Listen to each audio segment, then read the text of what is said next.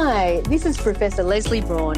Join us on the 14th of November 2023 for our next Four Perspectives episode, which is going to be on burnout. In this fascinating discussion, I'm going to talk to the FX Medicine ambassadors about the differences between anxiety, stress and burnout, including how they're all intertwined, or are they, and the impact they have on our bodies.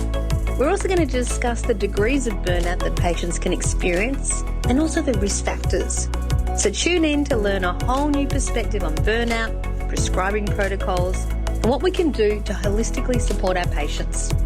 With 64% of Australian workers experiencing burnout, burnout rates amongst healthcare practitioners in particular are reaching even higher, up to over 80% in the last 3 years. So burnout's now extending well beyond the workplace as well. So it is an episode you can't afford to miss.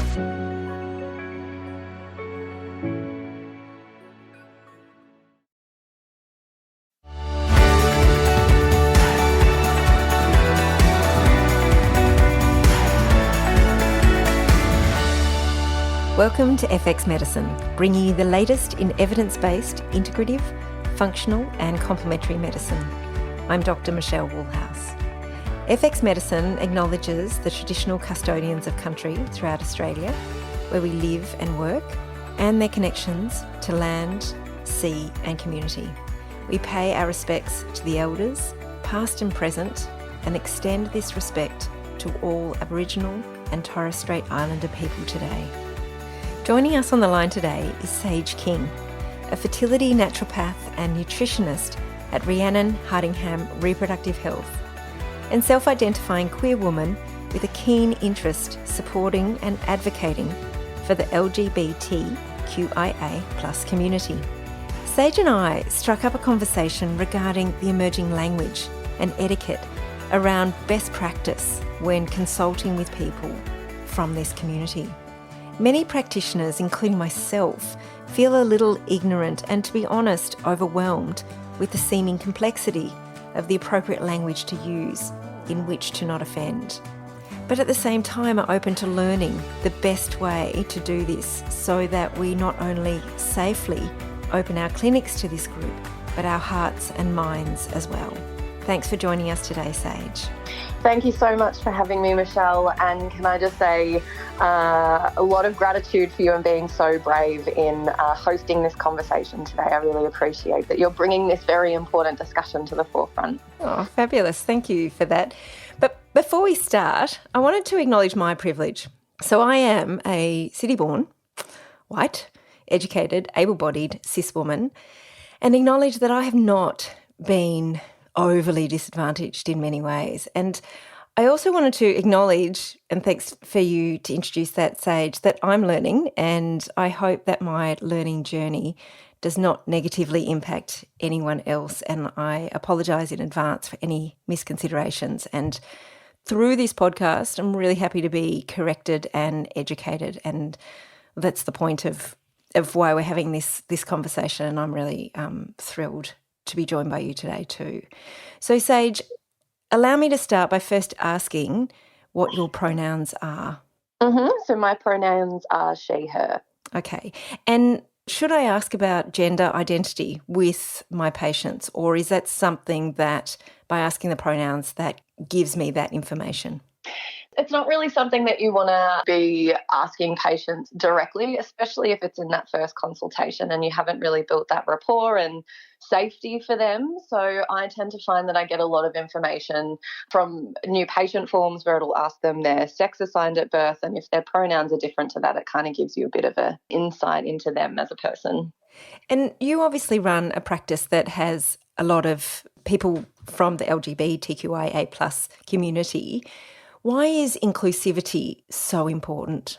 I suppose it's really important because everyone deserves the right to equal healthcare and just equal rights in general. And we'll go through these terms later, but the cisgender community that are also heterosexual see themselves everywhere, and representation really, really matters. So there's a lot of medical trauma with this patient group, and so there can be a lot of fear around seeking medical services. So I never set out to completely specialise in LGBT support. However, just by being visible and open to this patient group, it's just what I've attracted from there. Fantastic.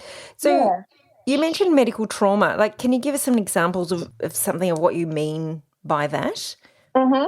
Yeah, of course. So if patients go to a medical professional, for example, and their gender identity may be different to what their sex is assigned at birth, many individuals have experienced prejudice in those situations where the practitioner's viewpoints on whether their gender identity is valid or not is then reflected back to that patient. So this community really has to advocate for themselves, even in a really what you would consider safe space in a medical setting, you know, where they have to then try and really advocate for them to get tests that they want or referrals for gender-affirming hormone replacement therapy, which thankfully has improved over the recent years. But, you know, I don't think many people appreciate the fact that if you're not part of this community group, that you get to go and see a practitioner that you don't have to educate while you're paying for their time before they can understand and then support you. Yeah, absolutely. And I think also it's so tiring to be able to do that. It's not just a time thing and an education, but it's tiring and exhausting to try and, I guess, show yourself and be seen. Absolutely. Emotional labour is a real thing. Yeah, it's a beautiful term as well. So I wanted to open this conversation up by really just exploring the acronym LGBTQIA+ and what it stands for. So how many is there? There's 8. So we've got 8 different areas to explore. So I know you do this really beautifully. So yeah, let's go. Let's start from the top and let's start with L. Okay. Great. Let's start. I call it the LGBT alphabet because there's only so many types. Yeah, exactly. LGBTQIA+. So let's go. It's getting easier and easier. It rolls off the tongue when you say it does. Yeah. Practice makes perfect, right? Yeah, that's right. So L stands for lesbian. And this is usually a woman whose primary sexual orientation is towards people of the same gender, but it may also include individuals either assigned female or male at birth that identify as a woman or non-binary. And it also may include non-binary people who have a connection to womanhood and are primarily attracted to women. If we then go through to G, so G stands for gay, usually a man whose primary sexual orientation is towards people of the same gender. And again, like lesbians, also includes individuals either assigned male or female at birth that identify as a man or not. Yeah. So I think about that so far? Well, they're the classic ones that have been, I guess, probably on the radar for a long time in history. Yeah. So with that non-binary, just as you're saying that, like, tell us what non-binary means. So non-binary is an individual that doesn't identify as male or female or may identify as both. So their gender identity can fall on that spectrum between male, female or neither or both. Okay. And while we're here as well, I'll just explain the assigned female and the assigned male at birth because I think that's a really integral thing for practitioners to understand.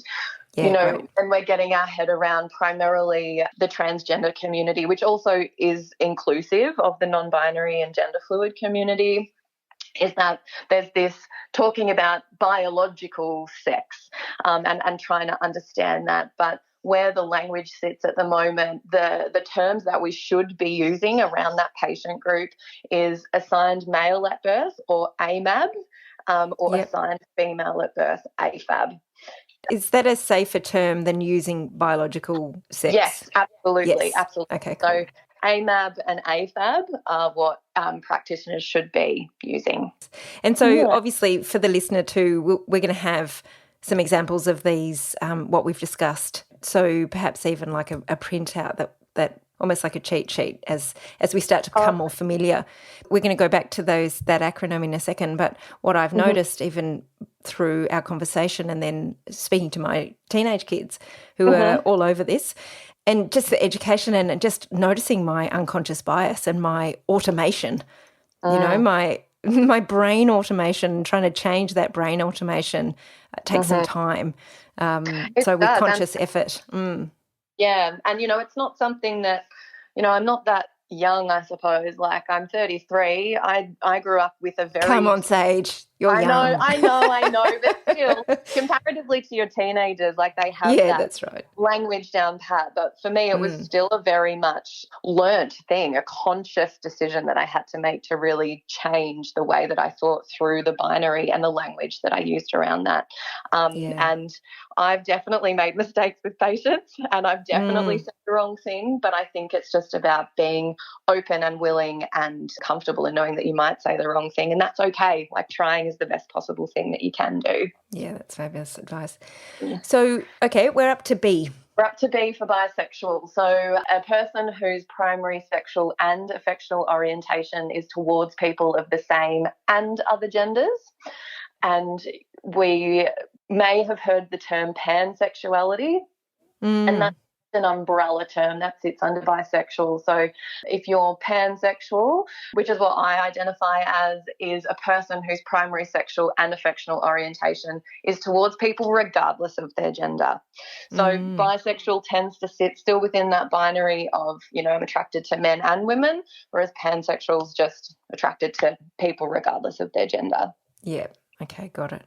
Yeah. And there's a term called bisexual erasure.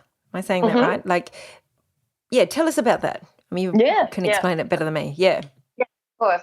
So bisexual erasure is a real issue both within the LGBT community and the broader community. And it's where you may identify as a bisexual, however, potentially you're in a heterosexual presenting relationship. So maybe you're a bisexual woman and you're in a relationship with a man. And so it's that thing of, well, bisexual, their identity doesn't exist because of the current relationship that they're in, and so their identity gets erased in all of that. I see, as well. There's been a long line history of like, well, just pick one. If you like both, then why not just pick a side? I think that group, it's really a lot harder to navigate when you are just attracted to people. I think it's much easier for people that don't identify as part of the LGBT community to get their head around being attracted to same sex or opposite sex. Yeah, and again, it comes back to that exhausting. It must be exhausting having to kind of explain these things or even need to explain these things.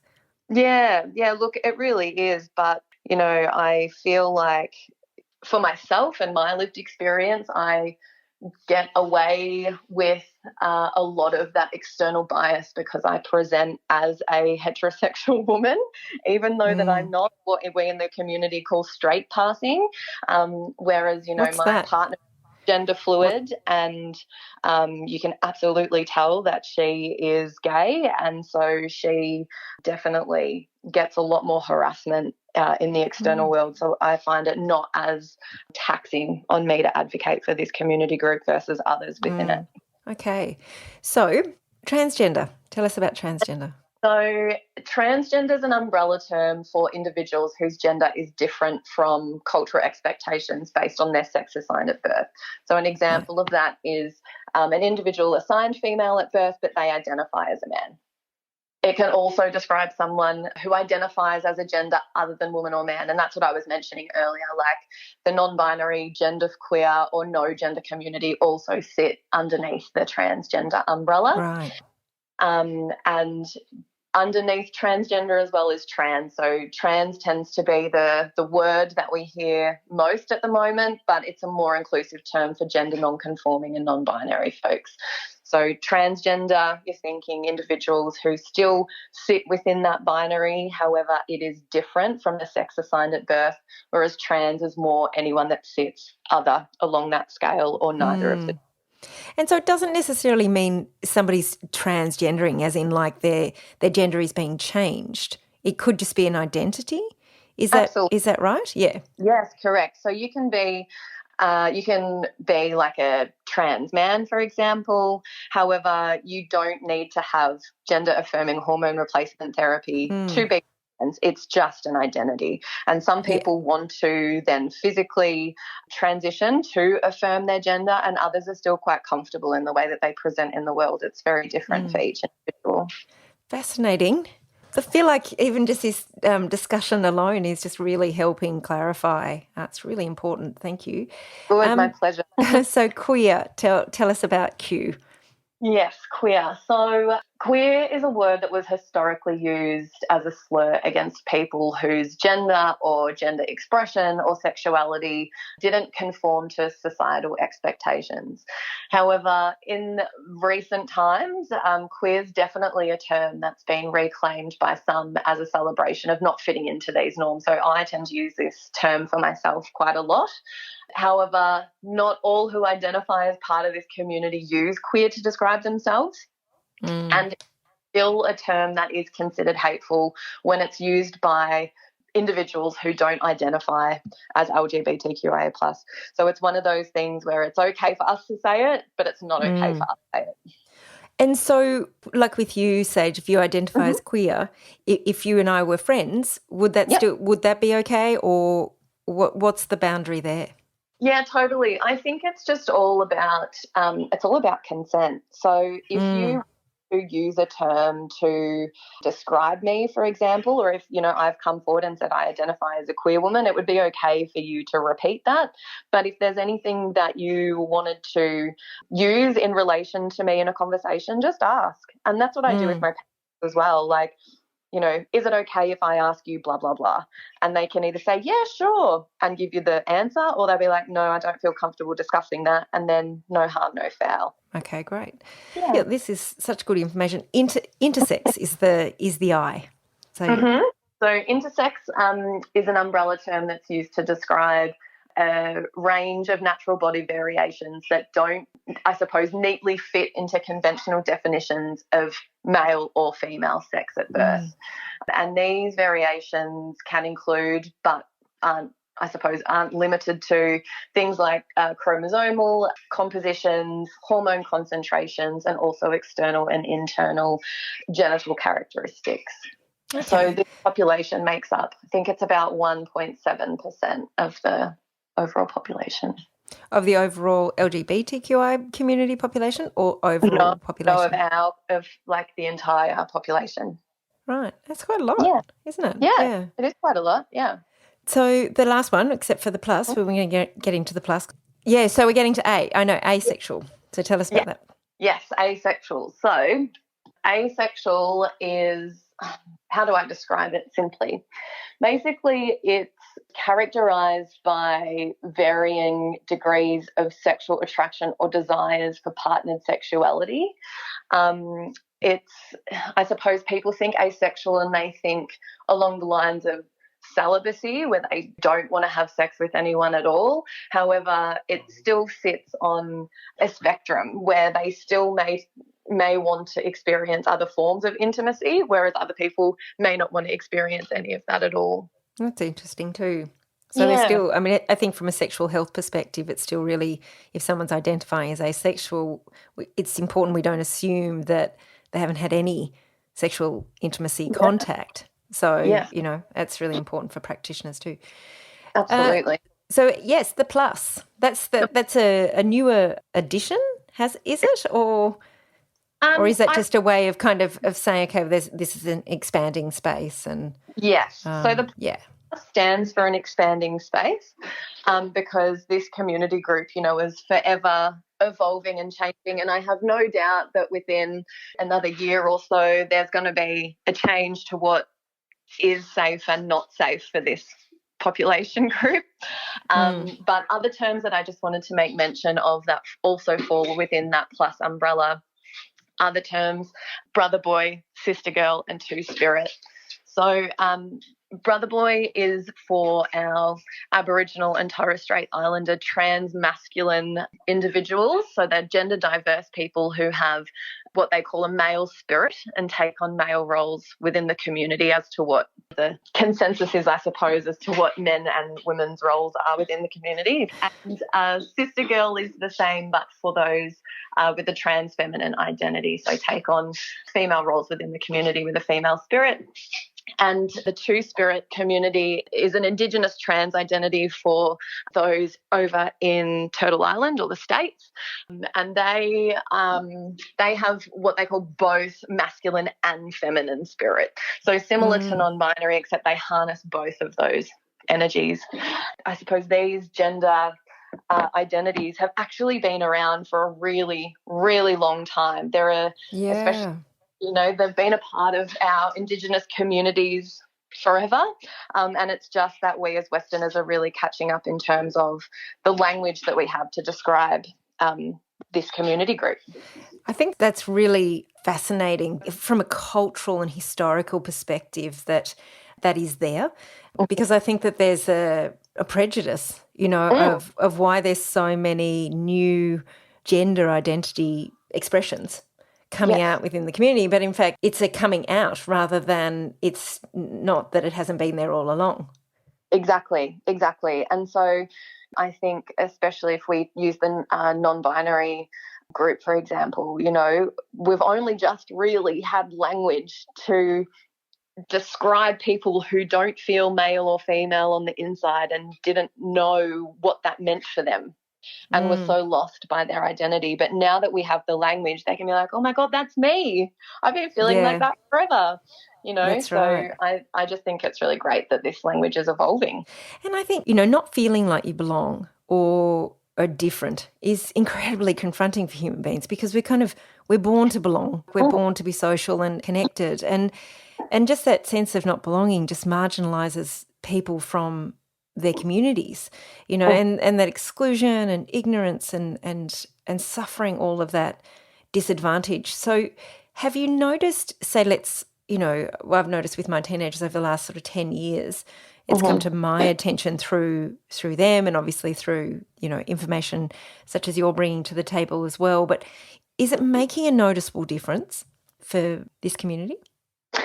Well, I suppose I can't speak on behalf of the entire community because, my lived experience isn't one that is gender fluid or I'm not transgender. So, I can't speak on behalf of them, but from the friendship groups that I have and those that are dear in my life that are of that identity, yes, I genuinely think so. And even with my patients, something as simple as writing a referral letter to their GP, I always ask, what pronouns do you want me to use on your referral letter? Because I don't want to out you to another medical practitioner if you don't feel safe. Even something as little as that, they're so grateful for, because they're like, wow, no one's actually ever asked me that before.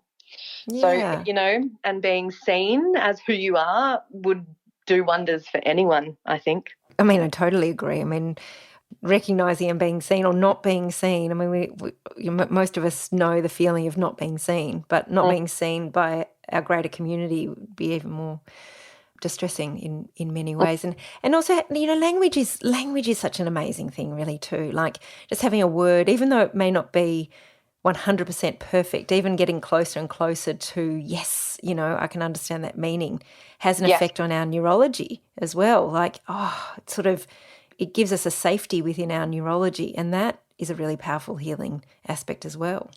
Absolutely.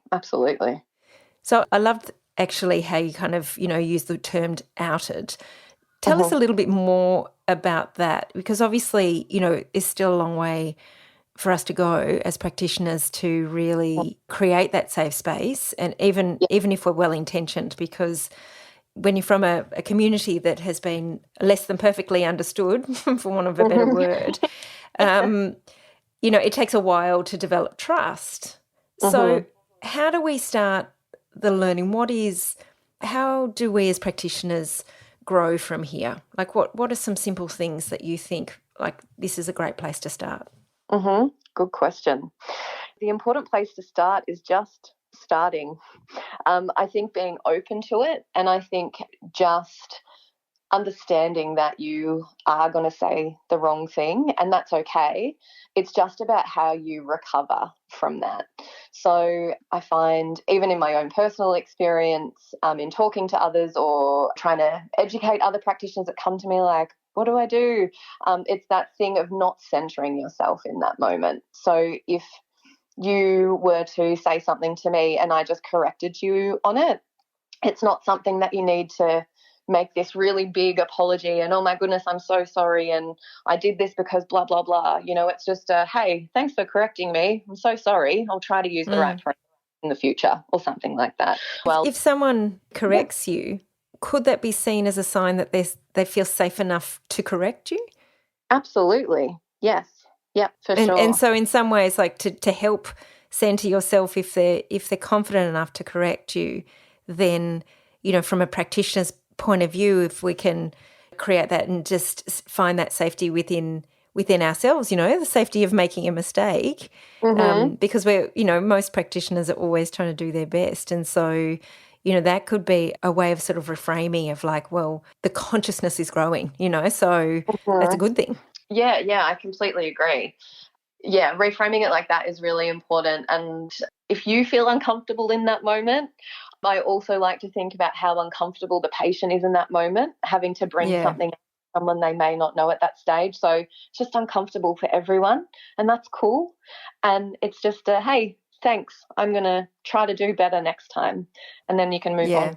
You know, we spoke about the power of language, but there's also the power of language in terms of signage within the clinic, patient intake forms, website information, and those kind of things. Because, again, what do you mean? And is there some really good, clear suggestions that you have for us that we can do really easily?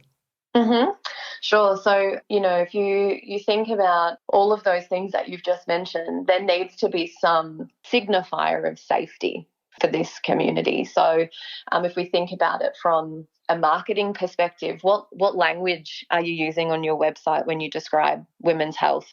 What language are you using when you're, you know, maybe doing an Instagram live or a video and you always greet everyone with, "Hi, guys." You know, just looking at how exclusive your language is. And it's not about removing, and I suppose this is a really key point that I want to get across to everyone today. Inclusivity isn't about removing other minority groups such as women, right? It's just about giving everyone a seat at the table. So, I mean, I work in fertility, so I talk about reproductive health all day, every day. And you can talk about women's health, but you can also talk about the health of all people that have a uterus and all menstruators. So I think reassessing the language that you use around that. I support mothers who breastfeed and actually all parents who chest feed as well. And if they can see themselves within that language, you are a safe space for that community group. Another really simple thing is just adding your LGBT flag, Torres Strait Islander flag, and Indigenous flags to the bottom of your websites, potentially. Like I have it also in my email signature, just again, a virtual signifier of safety and inclusivity for these community groups. Just a note on breastfeeding, because one of the things that came to mind with that is that men have breasts and women have breasts. Is that for the gender non-binary when we say chest feeding, for example? Yes, correct. Okay. Yeah. Pick up, Michelle. That's great. Yes, some of the non-binary community have had their breasts removed and, you know, they don't, I suppose it's a point of, what's the word I'm looking for now? A distinction? Just a point of distinction, is it? So say your body looks and feels different to how you feel on the inside. There's a specific phrase for that term. But anyway, it's just so it's not triggering for them because they don't have breasts, therefore they're not breastfeeding. Just an all-inclusive term for everyone, really. And I think also, like, even just breaking down, you know, you mentioned reproductive health and menstrual health, it's actually more distinctive, you know, really. I mean, women's health is an umbrella term anyway. And what does that actually mean, and why do we distinguish it so much from men's health? I mean, obviously, you know, there's a genital area and those kind of things. They call it bikini medicine. But really, the health of a woman or people identifying as women is also neurological. There's distinctions in characteristics and cultural identity and social health that are really important as well. And by saying women's health, we're actually excluding a lot of that or creating, I guess, a smaller term, really. Do you know what I mean? Yeah, I do. I think also, though, in that women have had to fight really hard to get where they are. Like, they're definitely their own minority group within themselves. And I think that, as I said, it's about recognizing everyone and giving everyone a seat at the table, because at the end of the day, we're on the same team. we Yes. have Yeah. similar disadvantages. They all have their own individual challenges, but yeah, it's important that women have their own language, but it's never at the detriment of any other community. Yeah, it's a kind of that thing of of power with, rather than power over. I mean, there's no group that's any more important or significant than any other group. And by bringing everybody to the table, we're creating a much more diversity, but much more empowering group, because diversity is, it's the key to any ecosystem. It's the key to rainforest health, and biodiversity is the key to environmental health. And so diversity within the human community is clearly where we're going to get some real gold. Absolutely. Yeah, for sure. Sage, this has been absolutely fantastic, and I've learned so much. How can we learn more as practitioners? Like, is there some resources that we can then utilise to really embrace this and as we move forward? Yeah, absolutely. So I actually did a free half-hour presentation on all of this in much greater detail, and it's available on our website. So I'm pretty sure I've given FX Medicine the link to that, so it'll be provided for listeners if they want to follow up from there. Brilliant. But also there's a really great pictograph that I use all the time when I present, and it's on the website called trans, TRANS, student.org. And from there they've got a really great but relevantly up-to-date list of all of these terms and resources, so that if a term does come up in practice and you're like, oh, I don't know what that is, just pop onto their website and you'll be able to find it there.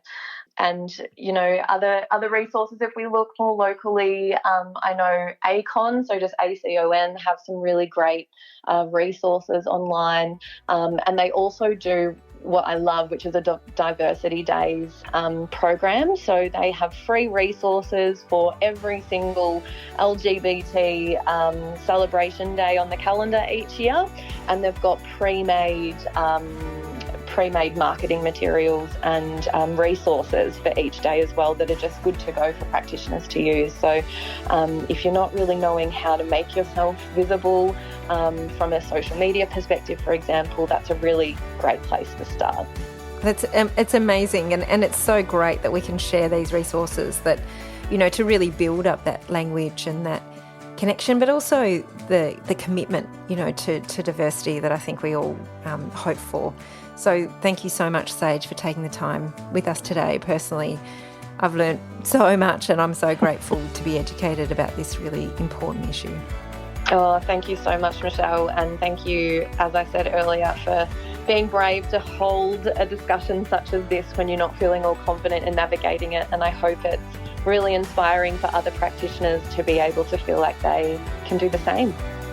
Thank you, everyone, for listening today. Don't forget that you can find all the show notes, transcripts, and other resources from today's episode on the FX Medicine website. I'm Dr. Michelle Woolhouse, and thanks for joining us. We'll see you next time.